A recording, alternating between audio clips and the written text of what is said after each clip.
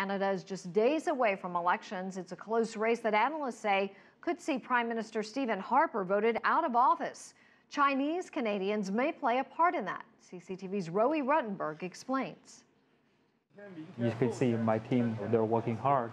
Gang Tan moved to Canada from China's Hunan province nearly 20 years ago. And I'm confident that I'm going to win. Now he's a Liberal Party candidate running for Parliament in a Toronto district or riding that has one of the highest populations of Chinese Canadians. The Liberal Party is the party of the Charter of Rights and Freedom. So that's one of the cornerstones of our Canada today. The second is the Liberal Party emphasize the need for the multiculturalism. Not so, says Prime Minister Stephen Harper, who is seeking a fourth term. Earlier this month, he told Chinese Canadian voters in Vancouver that his Conservative Party is their natural home. A Chinese language version of his party's website aims at delivering the same message. An ironic one, say some Chinese Canadian activists, who note the Harper government recently introduced tougher language requirements for would-be citizens.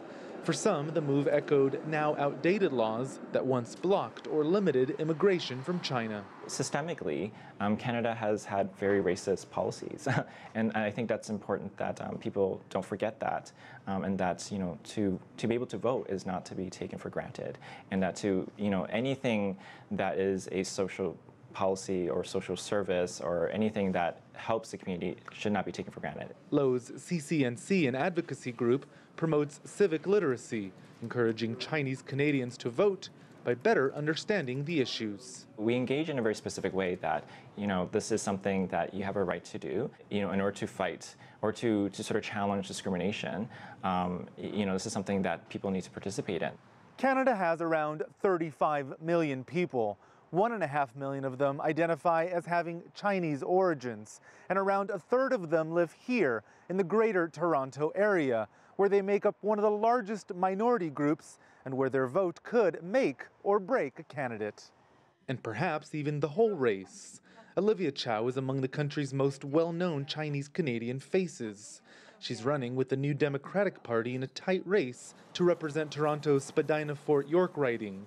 It's one of the closest watched campaigns in this election. Lily Trong works the phones for Chow in Cantonese and Mandarin. If you speak their own languages, right, it's easy to bond and they can understand you. But I think as a Chinese Canadian, I would say we do not vote along the ethnic line. We certainly focus on the issues who we want to represent, our community. Each of the candidates hoping to be that perfect fit. Can we count on your support? Yeah. Okay, thank you. Rowie Ruttenberg, CCTV in Toronto. Got some supporters.